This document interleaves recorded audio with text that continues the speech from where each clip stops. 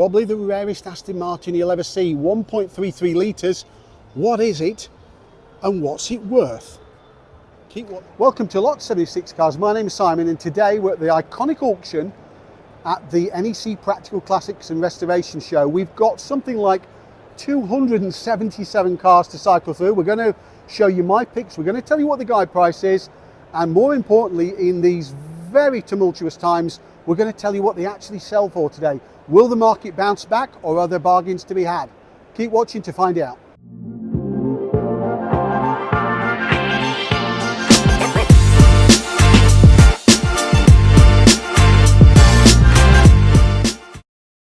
So Lot 110 could attract a lot of attention because it's a Renault 5 GT Turbo, but the Raider edition, the run-out car. Okay, I know it's got Clio Williams 3 stickers on there, not quite sure what's going on. It appears to have been off the road for a while, coming from a deceased estate, last taxed in 99, guided at 8 to 12, which is not unreasonable. There's a bit of drama going around the bottom of the screen, depends how deep that is, I guess in the scuttle. I'm sure that the mice might have been living inside that one at some stage, not quite sure. We'll have a quick look inside as well. Is it worth that sort of guide money to the right person? Possibly, but knowing that you've got to put quite a lot of money into that car. Looks like it needs a headline in as well. And also the screen's a bit it's damaged around there as well. That was the bit that would worry me. Well, let's see if people agree and put their hand in their pocket, because they're going to have to spend quite a bit on it. But 8 to 12. Let's see reality, shall we? XK8s, even supercharged ones, have struggled. I saw one of these knocked down a few weeks ago for £4,500. This is lot number 121, and it's a limited edition Stratstone. Stratstone, a large UK dealer group. Now, it is guided at £15,000 to £18,000. Now, it's only got 96,000 miles on it. It's one of 30 examples. It does look rather lovely, but in the current market with the price of fuel, will that influence people? Will they put their hand in the pocket still or not? It's got the right badging on it, the Stratstone badging, limited edition, an often overused term. Paint is good. These tend to go right at the back, and there's a hint of it there, a little hint of it. But generally speaking, it's better than many of the XK8s I've seen recently. What will it go for? Let's see, shall we? Lot number 124 is an Opel Kadett, the GM Opel relative to the Astra. Now this car is a 1.3 SR left-hand drive. Obviously, Opel was the brand that Vauxhall used in Europe. It's a rare car, but it's guided at £10,000 to £12,000. It's been recommissioned. The paint is good, but not flawless. There's micro blistering places. Does beg the question how well it's actually been painted. I do question the guide price of that car. Maybe I'm wrong. Maybe it'll just blow expectations out of the water. They're rare, but it's left-hand drive. Does anybody care? Let's see, shall we? Now, this did catch my eye because I'm a Merc owner. Lot number 125, it's a W124. Well, actually it's not, it's probably an S124 because it's the estate, isn't it? It's a 220, it's the later one, so it's only a 4-cylinder car. It looks in pretty good condition. I think it may have had a bit of paint on the other side, but what car of this age hasn't had paint? And I think you'd probably see your money back on that one, to tell you the truth. What an incredibly useful estate. I'm not sure if it's a 7-seater, many were. Probably a UK car, very late one, an L registered car. Unfortunately, it's not open. It's cloth seats, and there's nothing wrong with that. Automatic as well. And lot number 125 is guided at a not unreasonable 8 to 10. Now, if you can get that a little bit cheaper, I think you could run that, and you'd definitely get your money back, because these will never go out of fashion, surely. So Porsche built a number of flat-nose 911s, basically driven by the design of the 935 race car that they had. Obviously the action's all in the nose. This one isn't a genuine car, but then again, it's not a genuine car price. Lot number 128 is guided at £34,000 to £40,000. Actually, that doesn't look too bad. The paintwork is pretty good. There's the odd stone chip I've seen, but compared to the way some cars have been presented in the recent past, it looks rather nice inside. The interiors, the dash doesn't appear to be cracked. The seats look pretty good. The hood looks good. Actually, to be honest with you, I think you're going to get an awful lot of the image of a 911 flat nose without the same price tag. What do you think? How will that one do? Let's see, shall we? So relatively high mileage, but in pretty good order, is this Vauxhall VX220, built by Lotus on behalf of Vauxhall. Made Lotus, or gave Lotus the possibility to engineer the updated Mark II Elise, because it's built on the same chassis, and GM contributed to that. Now, lot number 132 is guided at only £8,000 to £10,000. You certainly wouldn't get into an Elise for that sort of money, would you? Not a nice one. And this one does look rather nice, to be honest with you. I don't know if it's open. We'll have a look as we go by. No, it's not, but take it from me that the paintwork is pretty good. That may represent a bargain for somebody, given the condition. Let's see if bidders agree, shall we? With the best will in the world, lot number 136, this 1985 stretched Mini, is guided at £8,000 to £10,000. I think there's a lot of optimism.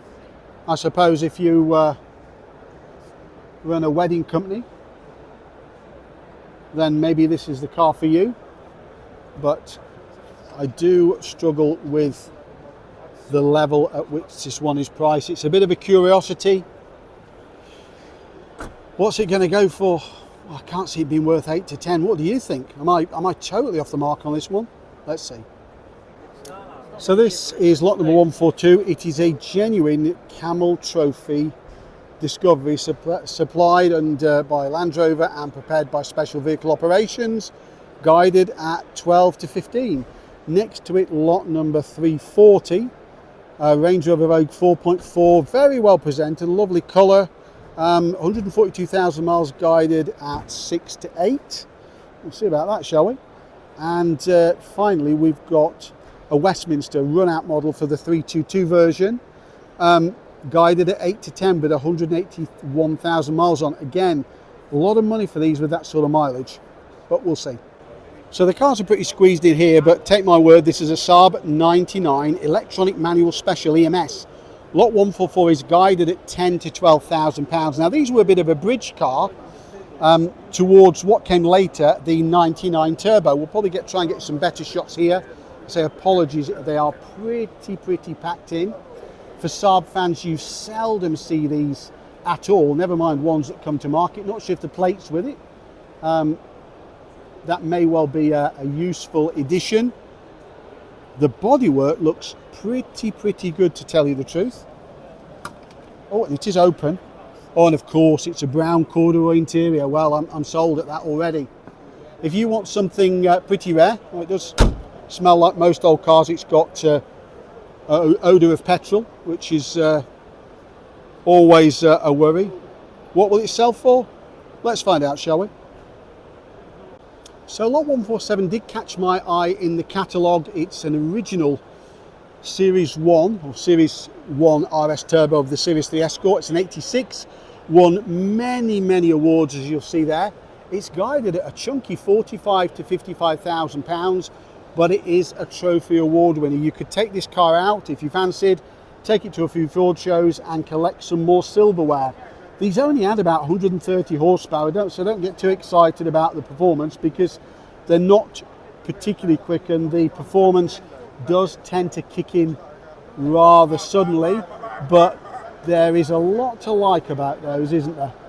Will it make that sort of money? Well, it deserves to do well, but as always, the market will decide, won't it? So lot number 158 is a 400 Ferrari 400 GTI. Now, the I was the Bosch Cagetronic fuel injection to help it get through US emissions. This particular car, I'm not sure if the colour shows up on camera, it's better than it looked in the catalogue. It's beautiful, this sort of colour. It's got one single owner from new, 30,000 miles, guided at a fairly strong 43 to 53. I've seen these cars go through for much less than that, but not manuals. Apparently only 25 manuals actually exist. Paintwork is not perfect, but I believe you could certainly recover it. Some paint lifting around the edge of the bonnet there, as you can probably see.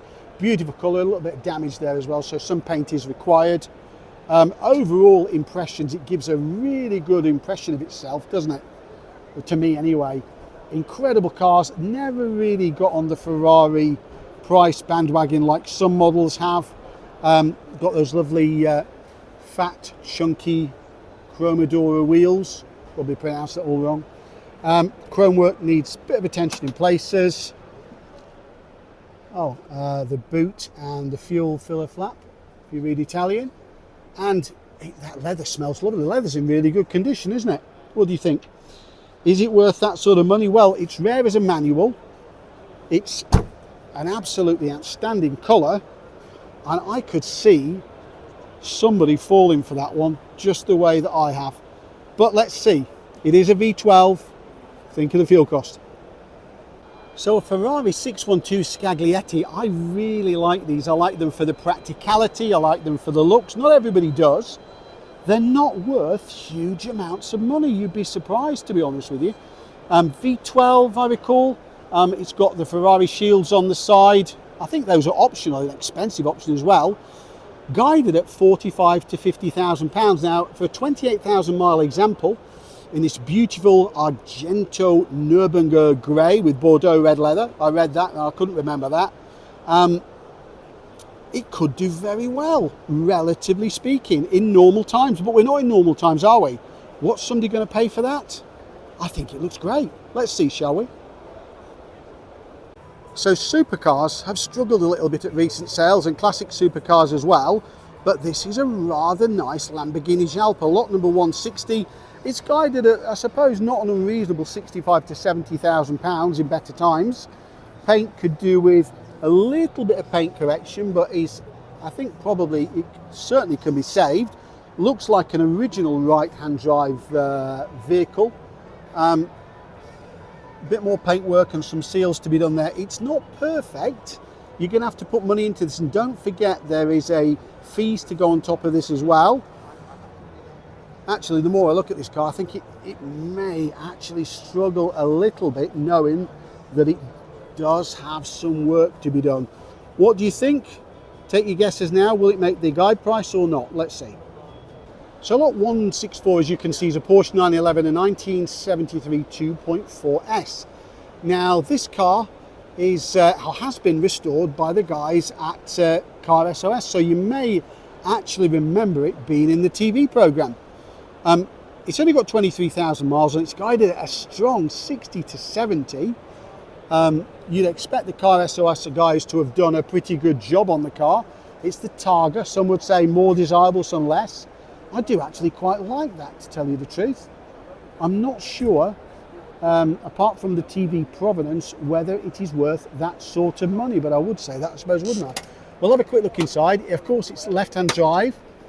Could do with some kick plates in there. It's okay in there, to be honest with you.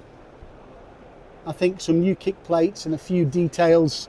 I do like that very panoramic rear screen with these, and the view, some sort of usable rear seats. Is it going to do that sort of money? Let's find out, because I tell you what, I'm not entirely convinced. What do you think? So as many of you know, I've had E39s and we'll have them again, but not quite an M5. Now this M5, lot number 167, is apparently a one owner from new car. It is guided at 20 to 25,000 pounds. I think it's probably, the colour is orient blue. The paintwork does need some attention. These can suffer from timing chain issues, so ideally you'd want to be starting it up. But more importantly with these is rust. And boy, do they rust in the sills. Now there's the hint of it there. It's about £1,500 a side to do the sills. So buyer beware on that one. But of course it is an original car. An original one owner car, got the Park Lane stickers there. The paint I think would probably come back. I'm not sure about the guide price. It's an early Y-plated car. Interior is not such an issue. Pretty much you can get all the bits for them. But I think it's probably going to need some attention down there at some stage. They all do. The interior looks pretty good. Well, let's see what that one actually makes, shall we? 42,000 miles and one owner does bode well for this XR2 pre-I. Obviously, Wallet 171 is guided at relatively strong money, 22 to 26,000 pounds, but it is a 42,000 mile car. Engine looks immaculate. Car itself looks immaculate, to be honest with you. I'm not sure if it's open or not. It appears to be locked. Paintwork is in good order. The odd blemish, probably it came from Ford with those blemishes actually. Again, is it worth that money? Well, it's one owner, 42,000 miles. Maybe it is. Maybe we're all going to get a surprise with that one. It'll certainly be a bit more economical than a V12, won't it? Let's see, shall we? So, built out of a discussion between Akio Toyoda of Toyota and Ulrich Betts of Aston Martin, they needed a solution to the CO2, the forthcoming average fleet CO2s for Europe. So they did no more. They decided they were going to build 4,000 of these Aston Martin Signet using the Toyota IQ as a base, the fabulously engineered IQ, with a 1.33 litre engine. Mechanically, they are almost the same. In fact, I think they're pretty much identical. I think even the wheels are identical, apart from the badges, of course. Some lovely detail features here. Now, a lot of the story with this car is the inside. We've obviously got some unique door handle trims there. The rear lights are unique. And the story with this car is the inside. So we're going to take a look. They've very kindly opened the car up for me. And it's got probably what was state of the art then, navigation, Garmin navigation. 150 man hours or person hours went into the production of this car. It only was 200 hours to build a DB7 or something, apparently. This is the story. I mean, the interior makes these eminently collectible. They built only 600 of them, didn't sell particularly well, well short of the estimates. But the ironic thing now is lot 176 is guided at 20 to 25,000 pounds. What a fabulous looking little car. I got a lot of time for that one. What do you think? Is that one you put in your collection? Guided at a rather chunky 90 to 110,000 pounds is this Essex Petroleum Lotus Esprit. It is a limited run of cars. Didn't actually produce as many as anticipated because Essex Petroleum were a sponsor of the Formula One team and they fell out with the Formula One team and the deal actually dissolved. It is beautiful, but then again, it does say it's only got 407 miles on the clock. Even so, is it going to reach that bottom estimate of 90, let alone get over that to the estimated 110? Let's see, shall we? Looks rather lovely though, doesn't it? I don't think I ever thought there'd be a day where I'd film a Transit Mark II custom minibus in a sale, but then again, would I ever find one that's got 22,000 miles from new? It's guided at a strong 14 to 18,000 pounds, but lot number 201 does look rather nice. This one has not seen particularly heavy use. I don't know who's used this or not used it, as the case may be.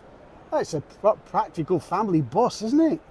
If you've got a large family and you go to classic car shows, this may be for you.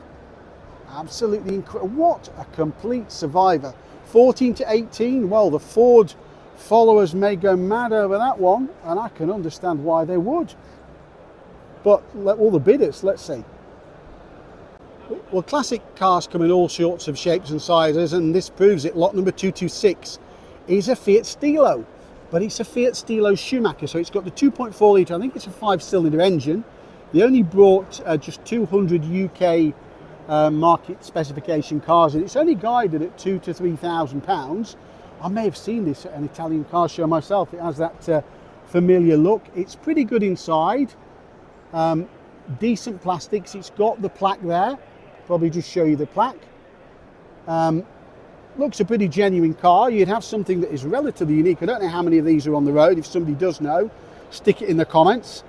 £2,000 to £3,000. Actually, I can see somebody potentially snapping that up at the sale. Let's see if I'm right, shall we? Just because you can doesn't mean you should. So this Beetle has been converted to this specification, and in some places it's been done reasonably well. But lot 242 has got a guide price of £8,000 to £10,000 on, which is pretty ambitious pricing, I have to say. So 35,000 miles. Obviously some of the sort of custom parts you can just about see on there where the holes for the bumper have been filled in. The paint is not necessarily the best in place. I don't know if the camera's picking that up. Frankly, without being too rude about this kind of negative, I think I could find better ways to spend the money. What's it worth? Well, the market will decide, and let's say whether they think vastly different to the way I do. Let's see.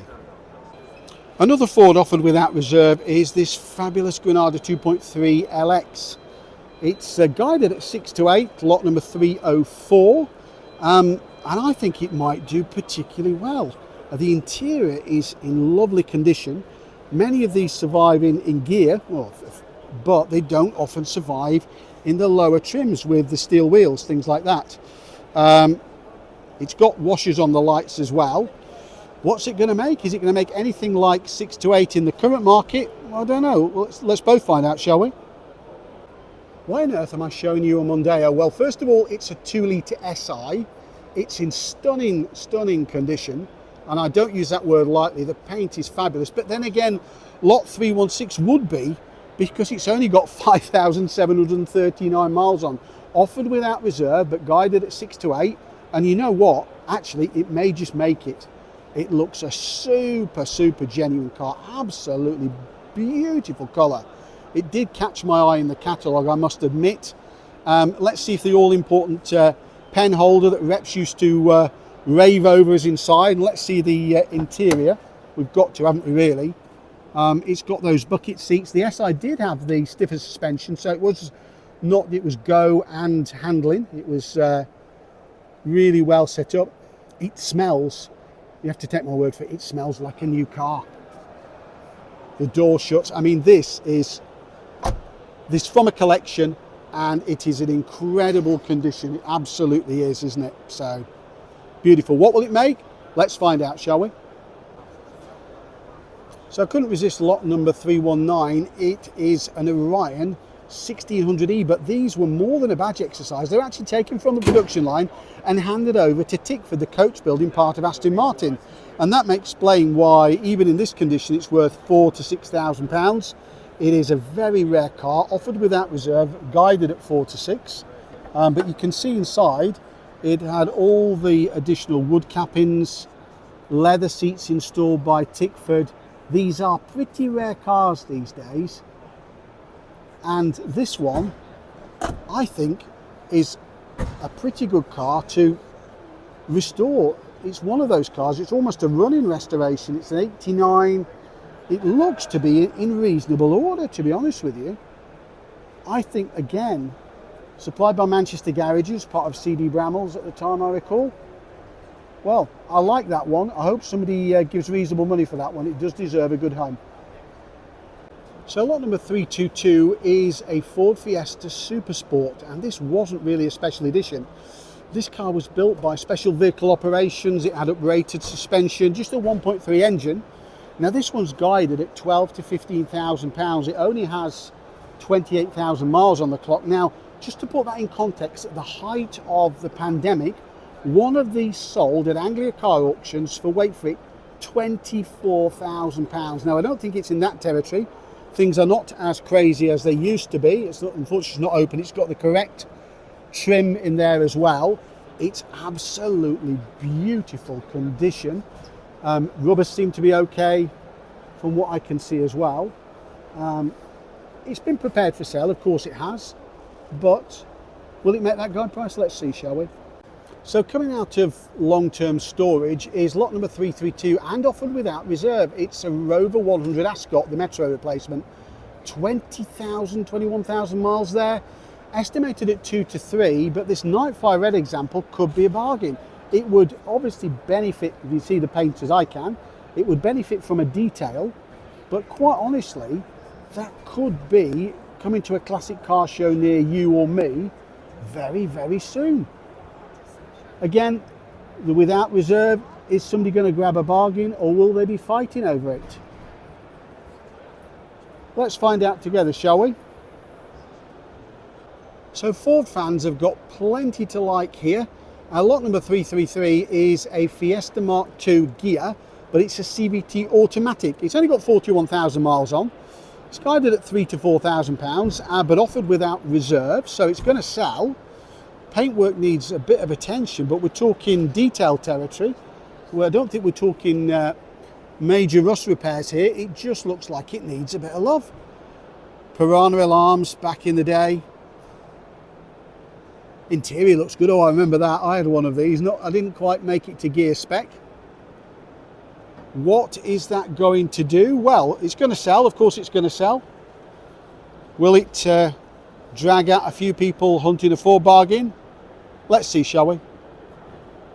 Well, I do know a little bit about these. This is lot number 338 and it's a Mercedes 190E. It's a 2.6, so it's arguably desirable but thirstier 6-cylinder car. It's got the SEC front on it. The only thing I would say is it's guided at £8,000 to £10,000.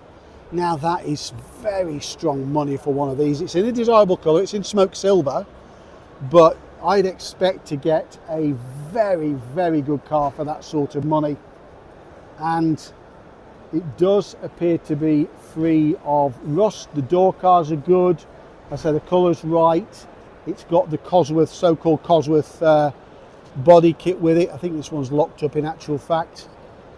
But what do you think about the guide price?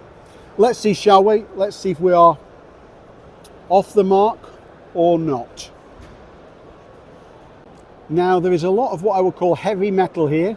Lot number 343 is a rather lovely Silver Spirit, and this one certainly looks a beautiful car in terms of the details of it. It's only guided at £4,000 to £6,000, but you know what? He might even struggle for that. Let's see on that one, shall we? Lot 347, another Silver Spirit. This one's guided at, I think, 10 to 12. Again, splendid looking car, looks in pretty good order, really nice colour as well. And finally, lot number 127, another one, guided, I think, at 12 to 16. Now, we'll really get an indication where the market's at with these, won't we? As we've seen recently, E-type Jaguars have fallen far from their peak. This particular car is an American spec car. I think they were called XKE over there. Lot number 349 is a 4.2 litre roadster.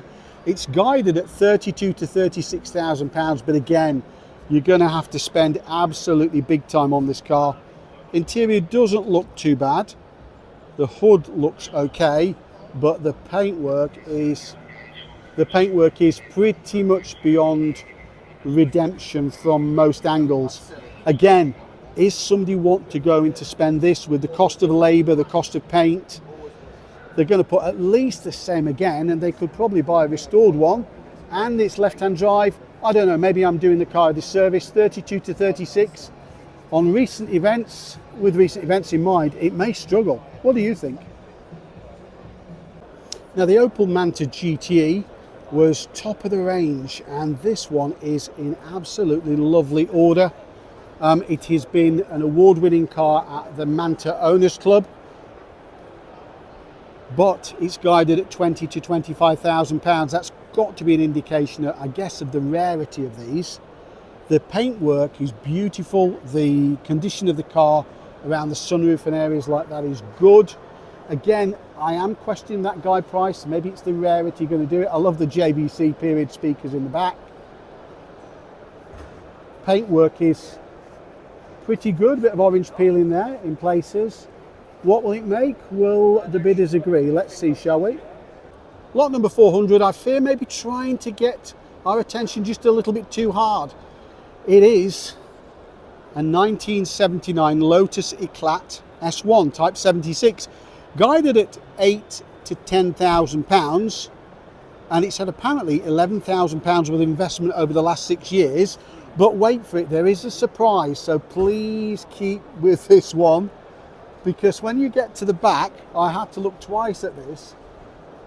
Look at the back end, it didn't seem quite right. Somebody has grafted the rear end from an Esprit on the back. Why? I do not know. Do you approve? I don't know that either. Put it in the comments. It did look rather odd, and I couldn't think what somebody'd done, but then it struck me that they'd done that. What's it worth? Well, let's find out, shall we? Lot 407's rather nice, isn't it? It's a Rover SD1, but it's a manual Rover SD1. 33,000 miles. It's a strong 15 to 18,000 pounds. That to me would be more Vitesse money, but again, I've been proved to be wrong in the past. The manual bit obviously will make it more desirable, given that it's more popular. The autos were more popular new. It looks pretty lovely inside, isn't it? Seats would do with a little bit of a clean, but they're not bad. The only thing I would say, I think the paint is damask red.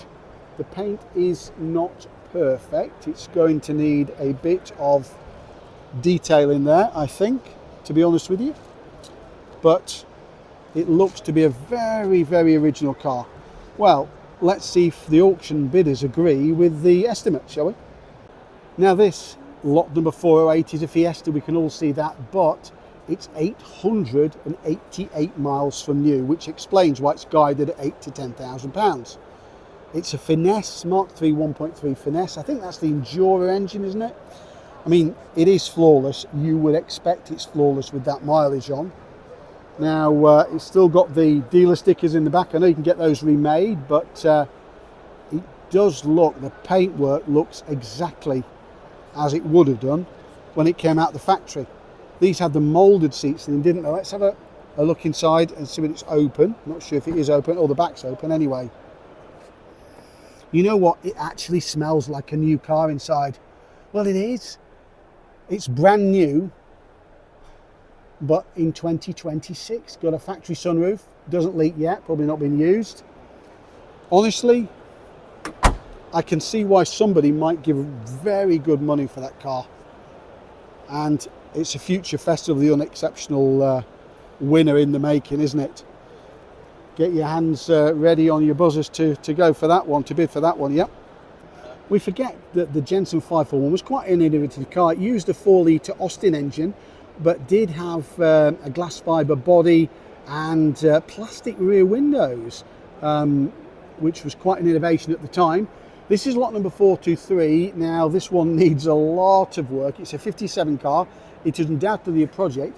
15 to 20,000 pounds, and you're going to have to put that and more.